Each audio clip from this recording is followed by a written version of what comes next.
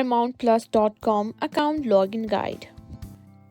If you're having trouble logging into your Paramount Plus account or you just want to know how to sign in quickly, this video is for you. I'll be walking you through the ParamountPlus.com login process step by step, so let's jump right in. First, open your browser and go to the official Paramount Plus website. You can do this by typing ParamountPlus.com in your address bar.